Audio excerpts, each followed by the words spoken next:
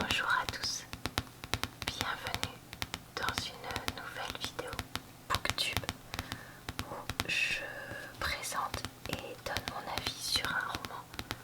Je fais une vidéo de ce type tous les lundis, donc je vous mettrai en barre d'informations le lien vers d'autres vidéos du même type que j'ai faites. Aujourd'hui, je vous présente un roman pour adolescents qui s'appelle The Effigies, tome 3, Lueur dans l'obscurité, écrit par Sarah Rollet. Vous retrouverez donc en barre d'informations aussi mes vidéos sur les tomes 1 et 2 que j'ai faites ces dernières semaines, puisque j'ai enchaîné un petit peu les 3 tomes ces derniers temps. Je commence par vous lire le résumé de ce roman avant de vous lire quelques pages de celui-ci, puis de vous donner mon avis. Ah oui, pardon, j'ai oublié de vous dire, si vous souhaitez ne pas être spoilé sur cette trilogie, c'est peut-être pas une bonne idée de regarder ma vidéo du tome 3. Voilà, c'était ça que je cherchais à dire depuis tout à l'heure et que je buguais. Le monde est en proie au chaos. Depuis l'attentat perpétré par le directeur de la secte, pourtant censé servir l'humanité et la protéger des spectres, plus personne ne sait à qui se fie. L'organisation, très vite démantelée, est désormais sur le point de se voir remplacée par un nouvel ordre. Mais ces desseins sont-ils vraiment aussi nobles qu'il n'y paraît? Rien n'est moins sûr, car c'est le sinistre Blackwell en personne qui mène la danse. Vers qui donc se tourner quand même les Effigies semblent passer à l'ennemi? Draguées partout dans le monde, les 4 jeunes filles ont disparu de la surface du globe. Pire, des images terrifiantes de villes entières incendiées par Maya tournent en boucle sur les écrans. Qui pourrait se douter que c'est en réalité June, sa sœur jumelle, revenue d'entre les morts, qui sème le chaos et la dévastation partout où elle passe. D'autant que la véritable Maya n'a plus donné signe de vie depuis des semaines. Voilà, donc un résumé plutôt réaliste compte tenu du deuxième tome et détaillé sans l'être trop. Donc j'ai trouvé que c'était pas mal d'avoir fait ça. Quelques pages afin de voir la façon dont ce tome est écrit. Avant, inutile de songer au passé à présent que je suis morte. Mais la dernière fois que je l'ai vue, ma sœur jumelle m'en voulait. Je ne sais même plus pourquoi on se disputait. Quand j'étais en vie, je pensais souvent à l'avenir. Qu'importe ce que je rêvais de devenir, médecin, présidente, sapeur-pompier, je pouvais y arriver. Je croyais que tout était possible. L'arrogance de la jeunesse. J'imaginais que j'avais le temps de me décider. Mais le temps, lui, avait d'autres projets pour moi. Si j'avais su, par exemple, je ne me serais pas fâchée avec elle ce jour-là. Pourquoi est-ce qu'on se prenait le bec déjà? Je ne suis pas morte depuis très longtemps. En tout cas, c'est l'impression que j'en ai. Mon corps n'est plus que poussière, mais mes souvenirs demeurent. Étrange, non? Ils auraient dû s'évaporer à la seconde où mon âme a quitté mon cadavre. Pourtant, ils font toujours partie de moi. Mes souvenirs si douloureux. Souviens-toi. L'année précédente, début avril, Buffalo, État de New York. Arrête-toi. Attends, je t'ai dit. J'attrapais ma sœur par le coude et je la forçais à se retourner avant qu'elle ait pu s'échapper dans l'escalier en colimaçon qui menait à l'étage. Quoi? Grommela-t-elle. Première à grogner, dernière à mordre. Je la connaissais par cœur. Incapable, ne serait-ce que de me regarder dans les yeux. Toute sa hargne pointée telle une dague. sur la peinture écaillée des murs. Classique. Sérieusement, Serette, m'exclamai-je d'un ton que j'espérais le plus atterré possible. Tu veux jouer à celle qui ne comprend pas? Tu n'as vraiment rien à dire pour ta défense après ce qui s'est passé dans le bus. Elle laissa son sac lui glisser des épaules. Qu'est-ce que tu me veux au juste? Je n'ai rien fait. Agacé, je passai une main dans mes boucles brunes, où mes ongles trop longs s'accrochaient. C'est bien le problème. Tu n'as rien fait du tout. Tu n'as pas levé le petit doigt quand Austin s'est mis à embêter Jake. Tu étais assise à côté de lui. Et toi, tu restes planté là, sans même lui dire d'arrêter. C'est minable. Je pouvais la lâcher à présent. Je savais que j'avais capté son attention. Et en effet, elle n'en profita pas pour se sauver, même si elle fulminait. Ce n'étaient pas mes oignons, je te signale. À moi non plus. Mais ça ne m'a pas empêché d'intervenir. Oh, mille excuses, dit-elle, les yeux au ciel. J'oubliais que j'avais affaire à la bonne Samaritaine, prête à se ruer dans un immeuble en flammes pour sauver un chaton. Alors là, c'était l'hôpital qui se fichait de la charité. De la poche du sac de Maya abandonné à ses pieds, je sortis un agenda. La secte n'en avait tiré qu'une série limitée, et ma sœur et moi comptions parmi les rares personnes à avoir réussi à s'en procurer un exemplaire. Un agenda on ne peut plus banal, sauf que le portrait de Natalia Filipova sur la couverture et ses statistiques de combat imprimées sur les premières pages, juste avant le pense-bête, en faisaient le genre d'objet inutile mais spécial que seuls ces fans absolus prendraient la peine d'acheter. Je l'agitais sous le nez de ma jumelle qui, à bout de patience, poussa un soupir. Elle voyait très bien où je voulais en venir.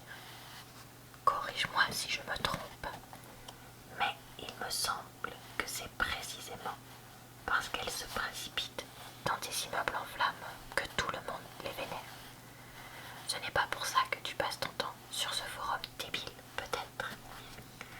Voilà, je m'arrête ici, en bas de page, et je vous donne maintenant. Alors, qu'est-ce que j'ai pensé de ce roman? Déjà, moi je l'ai vraiment préféré au tome 2. Pourquoi? Ben, tout simplement parce qu'il n'y a quasiment pas Rhys dedans, et que du coup le côté je t'aime mais en même temps j'ai pas envie de t'aimer, mais je t'aime mais en même temps je te protège, mais en même temps machin, que j'avais vraiment détesté dans le tome 2 avait été dégagé. Donc ça déjà vraiment ça m'a plu. J'ai bien aimé aussi ce qui a été fait du personnage de Belle, même si du coup elle n'est pas gentille dans ce tome là, parce que au moins ça paraissait cohérent avec le reste de sa personnalité et de son histoire. Par contre, j'ai trouvé que le livre était vraiment lent à se mettre en place et que les scènes d'action étaient bizarrement amenées. Il y a beaucoup de moments où on s'échappe,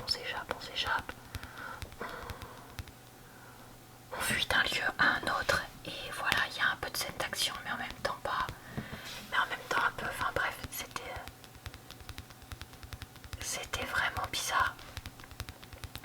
Je trouve que les personnages étaient encore assez caricaturaux, même si c'était quand même un peu mieux, je trouve, pour Maya, donc le personnage principal, qui a enfin pris un peu du plomb dans la cervelle, si je peux dire ça comme ça, et qui du coup devient enfin un minimum intéressante. Après, c'est vrai que c'est un peu dommage d'avoir attendu le 3e tome pour ça. Pareil, il y a beaucoup de révélations dans ce tome-là, et c'était celle-là que j'attendais, donc qui ont fait que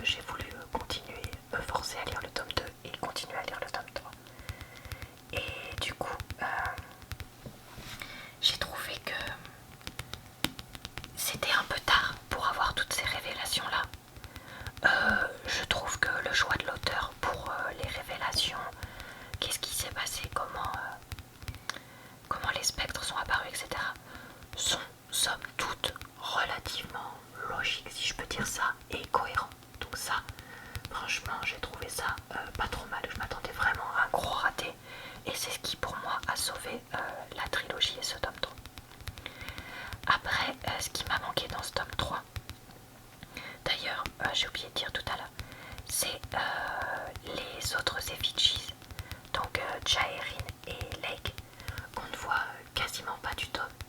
Et c'est bien dommage parce qu'elles apportaient un côté un petit peu plus sympa au roman. Et c'est ce qui, moi, m'avait fait tolérer le tome 2. Mais là, elles sont assez absentes. Donc bon, heureusement que Maya devient enfin plus mature et plus forte et plus capable. Parce que sinon, clairement, j'aurais pas supporté. Donc voilà, ça, c'est vrai que c'était sympa. Je trouve que l'écriture reste un peu... En fait, il y a plein de passages qui servent à rien du tout. Mais en même temps, il y a des passages qui sont pas assez détaillés ou écrits de façon un peu trop simpliste. Donc, je sais pas, enfin, il y a des phrases, je trouve qu'elles mériteraient d'être un peu plus formulées de façon d'être un peu plus travaillées. Je sais pas trop comment dire. Enfin, voilà. Donc, je vais pas dire que c'est mal écrit parce que j'irai pas du tout jusque-là, contrairement à d'autres livres que j'ai lus. Mais bon, je sais pas, il y a des moments que moi j'ai un peu passé parce que c'était lourdingue en description pour pas grand-chose. Et j'ai quand même bien aimé les méchants et j'ai trouvé qu'ils avaient quand même plus de profondeur que les effigies au début.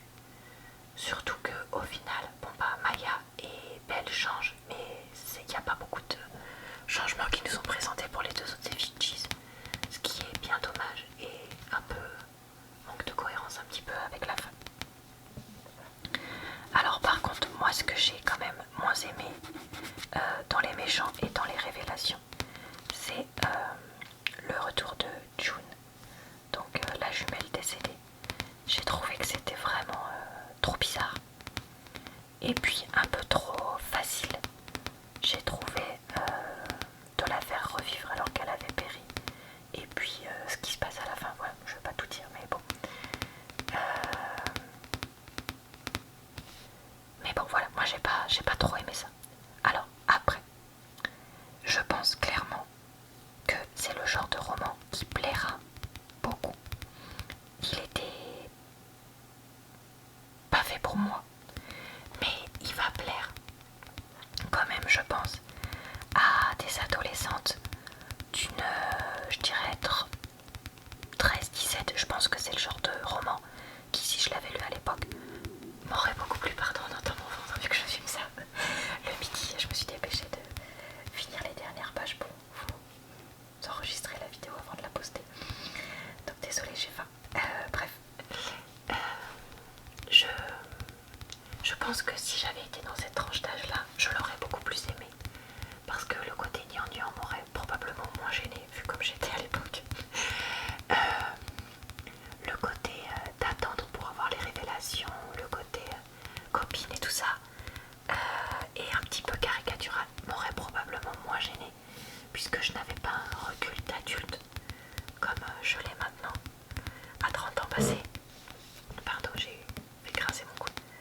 Donc voilà, du coup, à qui est-ce que je recommanderais ce roman? Probablement pas aux personnes qui lisent beaucoup et qui ont plus de 25 ans. Parce que je pense pas que c'est le genre de livre que vous allez aimer.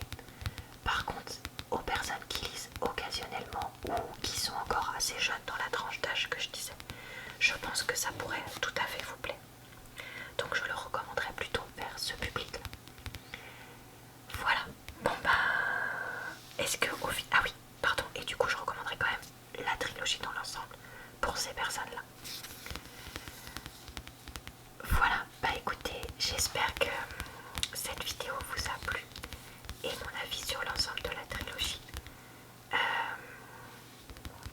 J'ai trouvé quand même que ça restait quelque chose de très original, donc c'est pour ça que j'ai tenu à la finir et à vous présenter les 3 livres dans les vidéos que j'ai faites.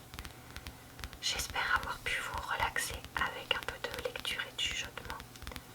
Je vous retrouve tous les jours sur ma chaîne et lundi prochain pour une nouvelle vidéo avis de livres. Et cette fois ce sera pas un livre pour adolescents puisque j'aime bien essayer de varier un petit peu. Je vous souhaite une bonne soirée, une bonne nuit ou une bonne journée. Et puis je vous dis à très bientôt dans une prochaine vidéo.